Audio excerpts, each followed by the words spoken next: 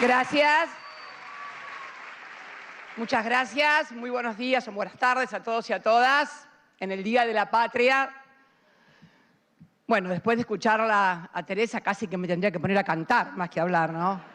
Y sí, pero no me sale a mí. A ella le sale divino, pero si yo me puedo cantar no queda nadie acá. Desafinaría mucho, pero no puedo cantar, pero sí puedo contar. A ver, ella es cantora. Y estamos los que vemos y contamos lo que vemos y lo que sentimos. Y en este encuentro de la cultura popular me parece que hay texto y contexto. El texto es la cultura popular y vale la pena una aclaración porque no va a faltar el que escuche y digan, ay, desprecian la otra cultura, la artística, la que nos gusta también a todos y que no es esta cultura popular no es negadora de la otra, de la artística. Si te puede cantar la ópera, te puede cantar la música clásica, la buena actuación, nada es incompatible en el mundo de la representación de los sentimientos, de los saberes y de las historias. Así que esta dimensión doble de la cultura, pero hay también una cultura popular que representa los comportamientos sociales, que da identidad a los símbolos. Parece ser que solamente no tengo que cantar o rapear para hacer cultura popular. De repente, cuando una madre en el 77 se puso un pañuelo blanco en la cabeza y comenzó a dar vueltas a la pirámide para denunciar que había desaparecido su hijo, estaba creando cultura, porque fue un signo de identidad. Fue un signo de identidad. Nadie podía ignorar que ese pañuelo blanco lo que significaba, lo que representaba, para apoyarlo o para odiarlo, pero sabía de qué se trataba. Esto es la cultura, dar sentido. Tenía un sentido que provocaba amor o provocaba odio, pero tenía un sentido. Néstor, cuando baja los cuadros de los dictadores Videla y Vignone, genera también cultura, como también nos generó el peronismo durante la época de la proscripción, cuando en las paredes con una B y una P identificaba y decodificaba lo que pasaba y todos lo entendían. Por eso es tan amplia la cultura popular. Y, no sé, acá me hicieron una lista de todas las cosas que hicimos nosotros en materia de cultura y me pusieron el Inca y las 900 películas, el Canal Encuentro, Paca Paca, que ahora me lo quieren poner a samba más clarito, además. Paca Paca, que ahora me lo quieren poner a samba no morocho, me lo han maquillado, en cualquier momento aparece de ojos celestes. La ley de financiamiento educativo, los espacios de la memoria de ESMA, el mayor desarrollo cultural, el PBI cultural que se elevó al tope del 3,8 representó más que la minería y la pesca. 200.000 puestos de trabajo directos e indirectos, Tecnópolis, el Centro Cultural Kirchner, que ahora le ponen... ¿Se dieron cuenta que estos tipos no construyeron nada? Nada. Ni una puta escuela, ni un puto edificio, ni un puto monumento, nada. Le cambian el nombre, su única obra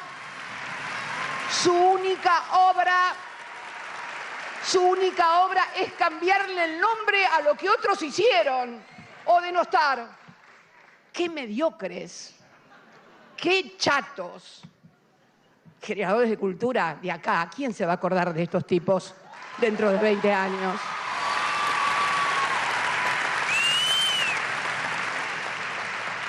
$1.800.000 libros, centros culturales, orquestas juveniles. Podría estar, no sé, horas diciendo lo que hicimos en materia de cultura.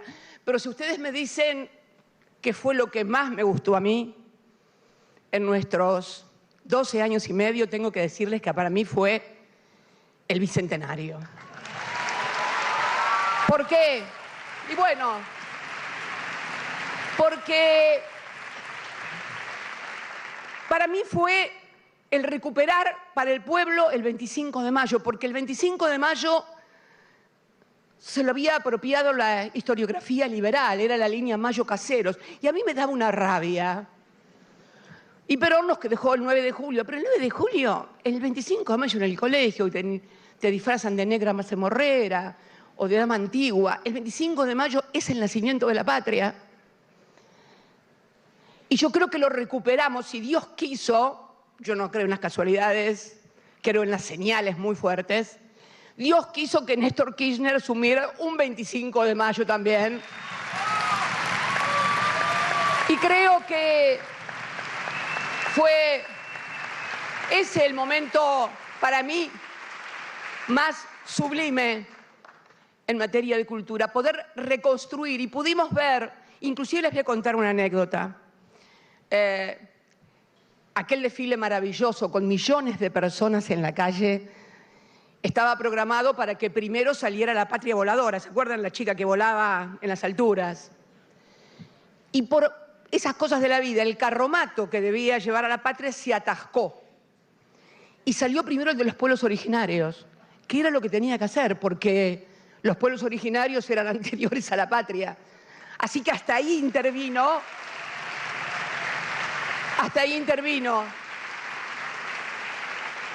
la maravillosa suerte de poder contar, y allí los vimos desfilar a San Martín con sus granaderos, a Malvinas, a las madres, a la industria nacional, a la independencia, a la historia completa, desde ese 25 de mayo hasta ese 25 de mayo maravilloso del 2010. Bien, ese es el texto de este encuentro popular, pero hay un contexto. Hoy también hace 22 años que Néstor asumía como presidente. ¿Y cómo está la patria hoy a esos 22 años? Yo siento que la Argentina es como un loop, ¿no? Algo circular, que vuelve una y otra vez, porque este desgobierno que hoy está en la Casa Rosada y que quiere hacernos creer a los argentinos que encontró la fórmula de la Coca-Cola, con la forma, no es la fórmula, hermano, de la Coca-Cola. Lo que vos estás haciendo, ya lo hicieron antes. Mirá, lo hicieron en la década de los 90 con la convertibilidad, dólar barato, importaciones, y terminó como... Es más, Néstor Kirchner es hijo del default del 2001. De ese default, el más grande de la historia. No el único, no el único. 9 defaults tiene la Argentina y el primero fue de Bernardino Rivadavia. Es increíble, este Bernardino tiene gran vendepatria, terrible vendepatria, que tiene el nombre de calles, escuelas, hospitales. Es increíble, fue el primero. Pero el más grande fue el del 2001. Y si vamos un poquito más para atrás, porque esto me gustaría, porque por eso hablaba de contar, para los argentinos que no pudieron votar ese 2003 del 25 de mayo, porque no habían cumplido de 18 años. Esos argentinos que votaron por primera vez hoy tienen 40. Con lo cual, me gustaría de los que tienen 40 para abajo y que seguramente no conocen la historia o no saben lo que pasó, ¿cómo era esa Argentina que recibió Néstor? Y que era la segunda receta del neoliberalismo. La primera había sido la tablita de Martínez de Oz durante la dictadura. Miren, qué curioso. Siempre dicen que las políticas liberales no se han podido implantar en la Argentina porque el populismo, porque la oposición. Quiero contarles, porque eso sí, seguramente lo sabemos muy pocos, o lo vivimos muy pocos, que en la época en que fue la primera experiencia neoliberal, la Escuela de Chicago, etcétera, de Martínez de Oz, no había sindicatos, no había partidos políticos, no había protestas, y al que hacía algo se lo llevaban y al que no hacía también. Y sin embargo fracasaron, ¿vieron?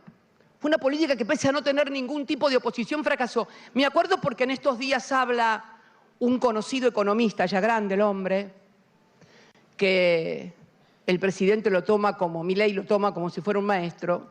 Arriazu, el otro día habló en la AmCham, ¿vieron esa cámara donde nos dan lecciones de cómo se gobierna la Argentina, de quiénes somos buenos? Yo, por supuesto, soy la mala, esto ya lo tienen todos claro, ¿no? En AmCham yo soy la mala, así que...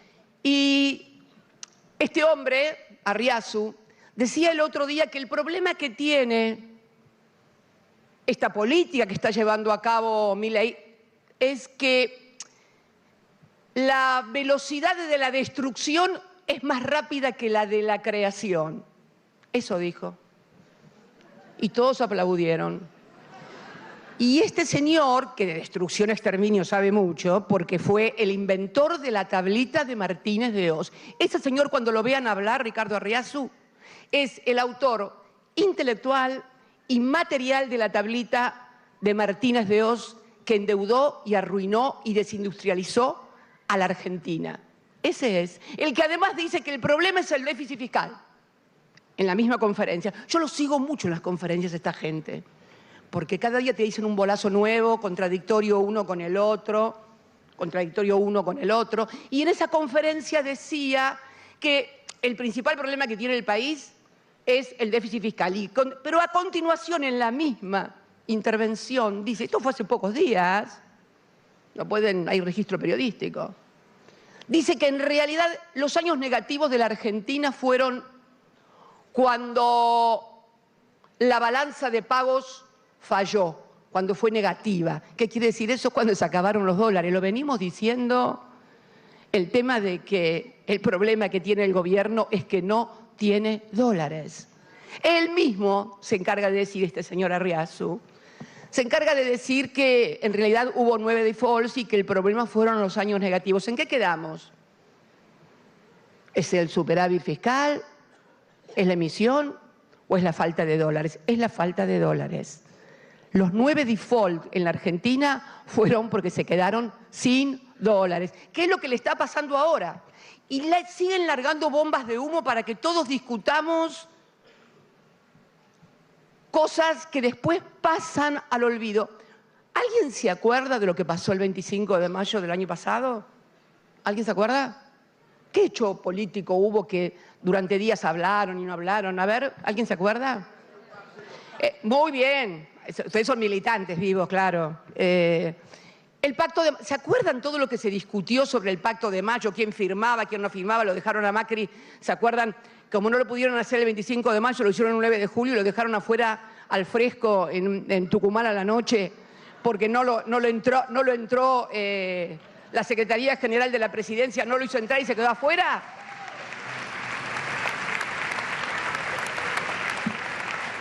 Parecía que con esa firma se arreglaba el país. El país. Que a partir de que eso, y hubo una discusión, quién firma, quién no firma, qué firmo, qué no firmo. Bomba de humo. ¿Cómo es también esta bomba de humo lo que están haciendo ahora? Que es parte de la batalla cultural, esta de tus dólares, tu decisión. Pero escúchame. Tus dólares, tu decisión. Hermano, un pastelito está a 2 lucas. ¿Qué te pasa? Un pastelito está a 2 lucas. Y dan la batalla cultural como si la FIP metiera en cana a alguien en este país. ¿Conocen algún preso por no haber pagado impuestos ustedes en este país? No. Si van a conocer otros presos tal vez, otras presas, pero no por no haber pagado impuestos, porque además la contradicción flagrante. Entonces dicen los liberadores que te liberan del yugo opresor, del organismo recaudador que te persigue. Y si fuera tan terrible, ¿podría haber un 50% de economía informal? Si realmente el organismo recaudador fuera tan terrible. Lo que están haciendo es rascando el fondo de la olla porque no pueden remonetizar la economía, porque ahora le faltan pesos y dólares. ¿Por qué? Porque el consumo se ha ido al corno. y no lo pueden repuntar. Entonces, como no quieren emitir para comprar dólares, porque saben lo que pasa con el tema del valor, o sea, es notable, y siguen hablando del problema sin el abordaje. Y lo que es mucho peor, este sostenimiento que se está haciendo posiblemente hasta las elecciones próximas de octubre, tiene que ver con un nivel de endeudamiento formidable. Yo creo que de seguir este nivel de endeudamiento, el 10º default no es una fantasía demasiado lejana. El 10º default no es una fantasía demasiado lejana. Ahí andan diciendo que con vaca muerta, que cuando las inversiones de la minería... Pero si además con el RI al tercer año no se liquida un solo dólar de exportación en la Argentina, a no ser que el plan sea entregar algo más que deuda, territorio tal vez. Ahí la veo a la senadora de Tierra del Fuego hacer así con la cabeza. ¿Le darán un pedazo de Ushuaia? ¿Un pedazo de Tierra del Fuego para hacer alguna base? ¿Tierras raras como les dio el payaso de Zelensky al otro? ¿Le darán esas cosas?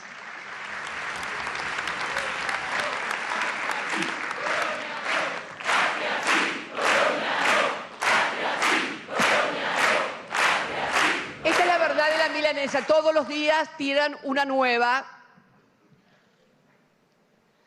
Y si pueden durar, y además hablan de la dolarización. Yo los vengo siguiendo mucho en los discursos con la dolarización endógena.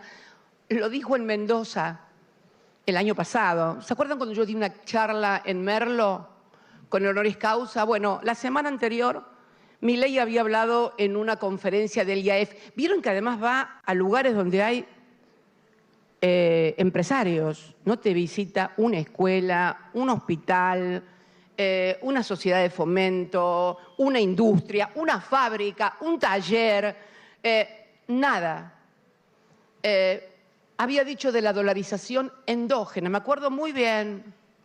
¿Qué era esto como el cuento de la dolarización que le valió para ganar las elecciones? No lo puede llevar a cabo. Empezó con el chiste de la dolarización endógena. ¿Y cómo era?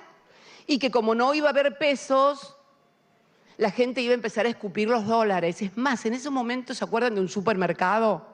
Él lo menciona en su discurso. Supermercado muy conocido. No lo puedo decir, no, mejor no. Bueno, dice, ¿sí? No, ¿por qué? No, porque después se enojan todos conmigo. Che, ustedes dale, y después, viste, dale palo para acá, palo para allá. No, paren, búsquenlo. Un supermercado muy conocido que seguramente todos compran, mayorista también, para mayores datos. Que dijo que publicó un anuncio que dijo que iban a recibir dólares en el supermercado. Pero escúchame, ¿quién te va a dar dólares en el supermercado? El que tiene dólares ahorrados y que hoy los está liquidando para seguir manteniendo el nivel de vida o hacer frente a las obligaciones, lo va a hacer a cuentagotas a medida que lo vaya necesitando. Y el que tiene, porque tiene más, no lo necesita, lo ahorra, ¿qué va a salir a gastarlo porque vos se lo decís? Tampoco. Lo único que hacen es plantear el paradigma de que miren la libertad que dan. Tampoco, y quiero decirles sinceramente, porque todavía no hay nada escrito, pero hablan de 50 millones de pesos por mes. Y yo sé que muchos, los he escuchado, compañeros por ahí o periodistas hablar del narcotráfico, muchachos. 50 millones de pesos por mes el narcotráfico, es joda, no, en serio. Olvídense, no existe. Critiquemos por otras cosas, pero no hablemos pelotudeces. Es lo único que les pido a todos y a todas. Porque la verdad que si nosotros salimos por la tele a hablar de que con 50 millones de pesos van a lavar el narco, se nos van a matar de risa los narcos que nos están mirando por televisión en Nordelta, en Puerto Madero, en Rosario, en todo. Vamos, déjenme de joder. Déjenme de joder. A ver si nos vamos a tragar que los jefes narcos viven en el conurbano bonaerense. No me jodan más con estas cosas, ¿viste? Basta de vendernos una cosa por la otra. Y seguramente hasta deben saber quiénes son, no les quepan la menor duda. No, a esta altura de mi vida ya son pocas las dudas que me quedan. Pero esto significa la necesidad de machacar sobre la realidad y sobre lo que tenemos que encarar en nuestra comunicación.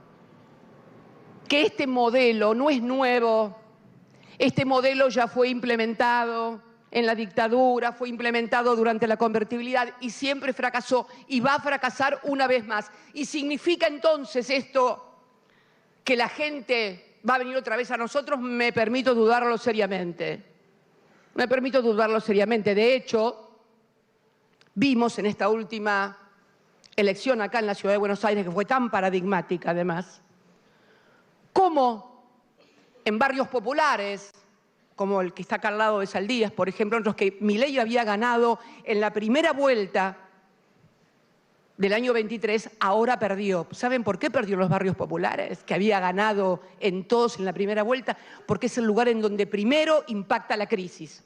Se termina la changa, ya no se puede contratar ni la niñera, ni el pintor, ni el cuidador, ni el jardinero, ni el plomero, ni nada. Es ahí donde pega. Y esto va a seguir, porque este modelo le sirve a un 30% de la población, el otro 70% queda afuera. Lo que pasa es que no todos van siendo impactados en forma simultánea, sino que es progresivo. Lo vimos los que fuimos testigos en la dictadura y los que fuimos testigos durante la convertibilidad. Y vimos también que en esos barrios populares perdió, pero se ve, y nosotros ganamos, pero hubo votos que no salieron a votar. ¿Por qué? Porque pareciera, tampoco estoy tan segura, estoy analizando en voz alta, que aquellos que apostaron a Milei tampoco quieren volver con nosotros. ¿Y por qué? Y bueno, creo que tenemos que preguntarnos el por qué también. Creo que yo algunas cosas sostuve hará 2 meses en un congreso que también hicimos en materia educativa, ¿no? Y la necesidad de repensarnos porque en algunas cosas pivotearon ellos sobre realidades.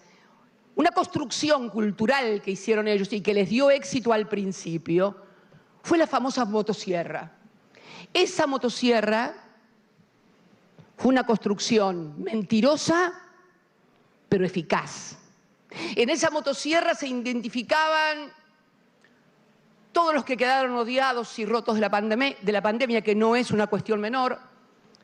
La Organización Mundial de la Salud nos habla de un 25% de la población mundial con depresión o ansiedad después de la pandemia. En esa motosierra se identificaba el tipo que fue a una oficina a buscar una solución, un trámite, lo boludearon durante 20 horas, 30 empleados, nadie lo solucionó y se fue puteando de ahí. Ese tipo quería entrar con la motosierra a esa oficina. Se identificaba con esa motosierra el que fue al hospital a pedir un turno o no lo atendieron, se lo dieron para dentro de 3 meses al hospital público. Se identificaba el que no puede pagarle la cuota del colegio privado al hijo y entonces lo tiene que mandar al público y como lo manda al público tiene clase 2x3 porque le falta el profesor o le falta la maestra.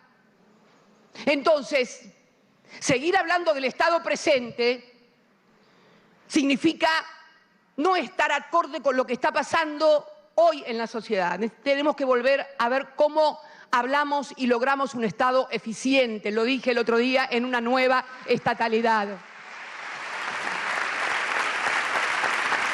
Es imprescindible ahora esa construcción cultural de la motosierra, que ya no la levantan tanto. ¿Por qué? Porque todos se dieron cuenta que ese horrible instrumento de la motosierra no era contra el Estado, o contra el vecino, o contra el de enfrente. Finalmente terminó entrando en la casa de las grandes mayorías.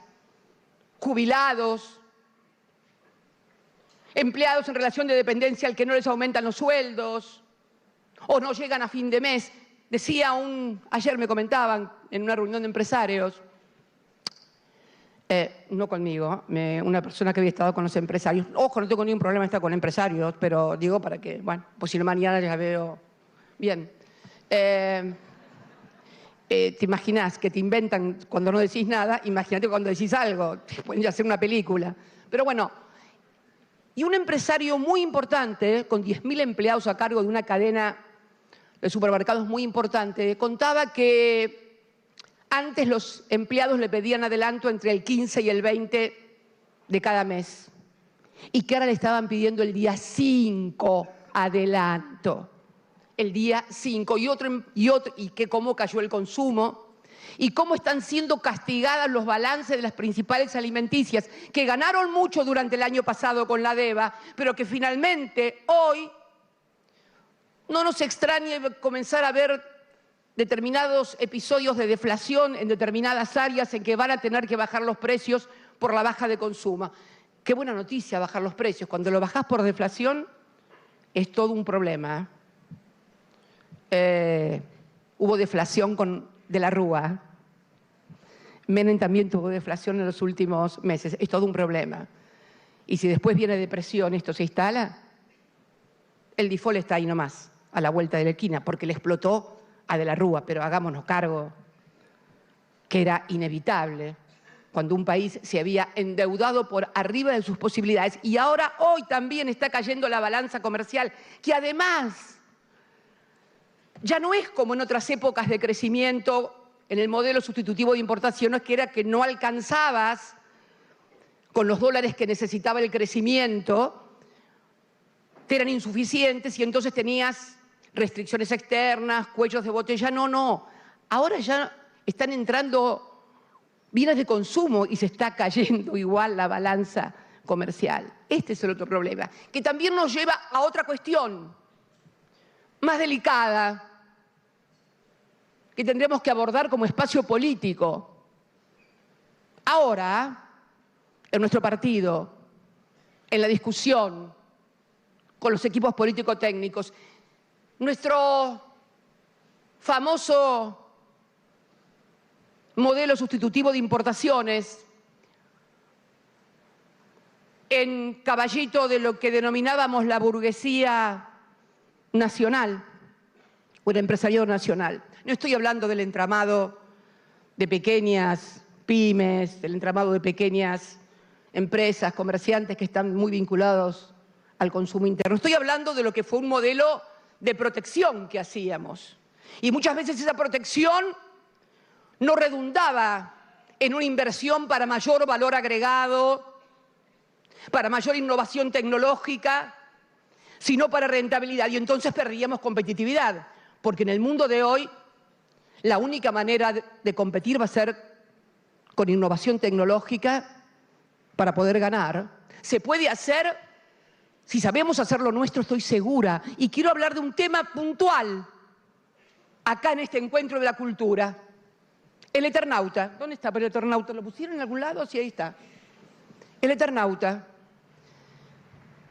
El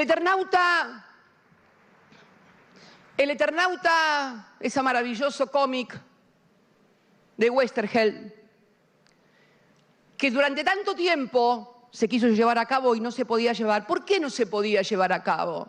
¿Saben por qué?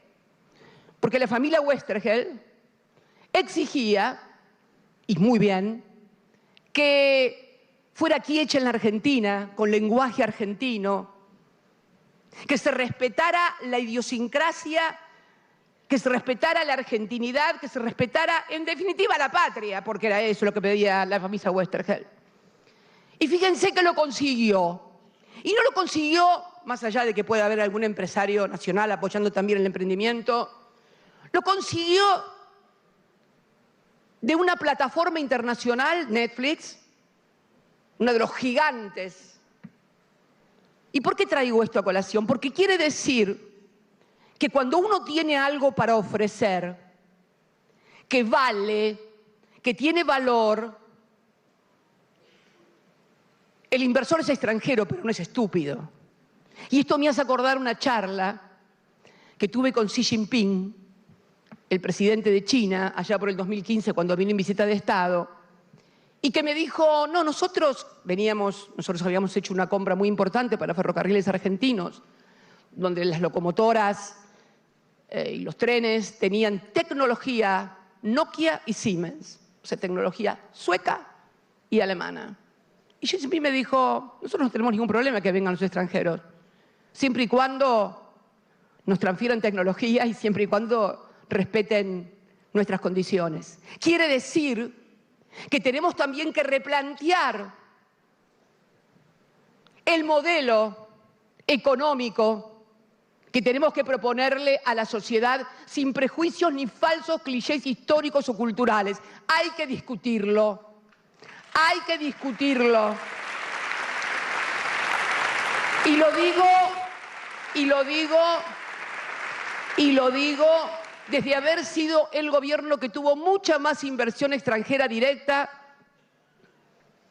que los gobiernos neoliberales que nos siguieron. Lo digo desde haber autorizado a Petronas y a Chevron, haber firmado convenios con YPF que permitieron despegar Vaca Muerta. Petronas se fue, lo volvieron loco a Petronas.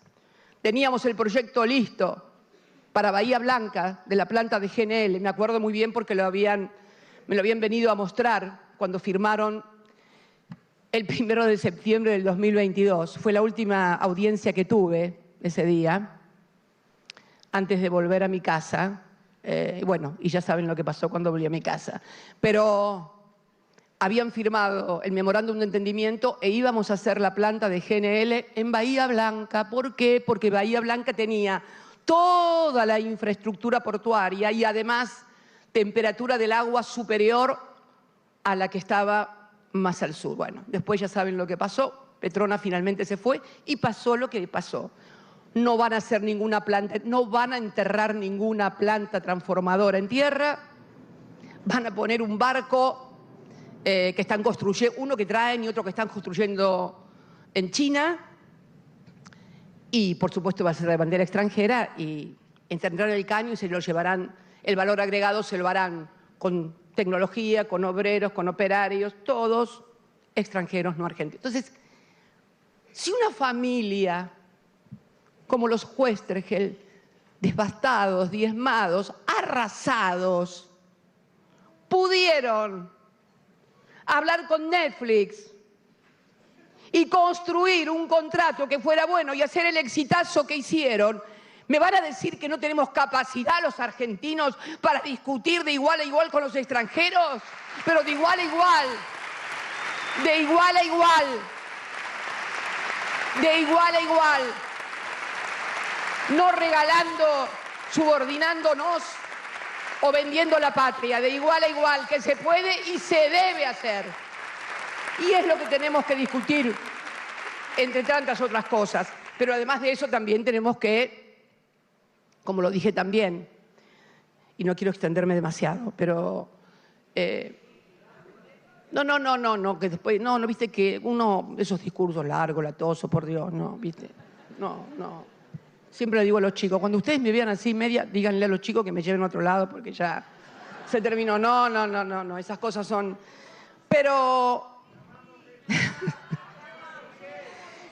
Digo yo que lo podemos hacer, pero para eso también requerimos, y lo manifesté en el último encuentro educativo, que tenemos que dejar de ser militantes electorales para volver a ser militantes políticos. Volver a ser lo que alguna vez fuimos. Militantes en clave política, que no quiere decir que no te importen las elecciones, pero muchas veces los procesos sociales determinados por la economía no coinciden con el calendario electoral. No coincide, ojalá fuera todo tan perfecto que pudiera coincidir y solaparse en forma perfecta, pero no es así. Tenemos que volver a ser militantes políticos. Esto requiere capacidad de análisis, poder ver más allá de la próxima elección y fundamentalmente dejar de lado las mezquindades y los egos que tanto daño han hecho y han provocado fragmentación inútil además. Porque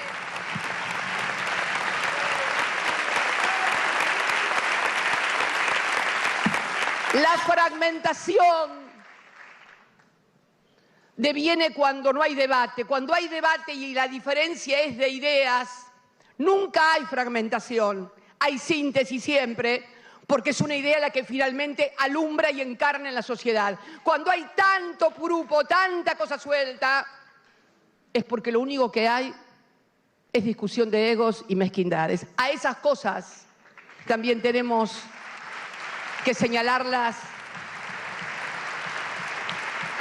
Y por eso creo que encuentros como este, encuentro de cultura popular, como el que hicimos de educación y como todos los que tenemos que seguir haciendo, impulsados también desde el partido, sobre el modelo económico, esto es central, sobre la actualización laboral que también tenemos que discutir, para que la gente vuelva a identificar una idea y una forma. Yo estoy absolutamente convencida de que es posible hacerlo. Y creo además que no solamente es posible, sino que además es necesario. Por eso quise venir hoy a compartir con ustedes estas ideas, que son ideas, no son verdades reveladas. No es así hablaba Zaratustra. No es Zaratustra. Es Cristina compartiendo con otros militantes políticos, sociales y culturales, un momento en el Día de la Patria, porque además no podía pasar este 25 de mayo que no hubiera un peronismo que festejara el Día de la Patria. Así que feliz Día de la Patria a todos y todas los argentinos. Muchas gracias. La fuerza de Argentina está caminando a mi lado, baby, no estoy solo. Los golpes de la vida ya me tienen preparado, ready para todo.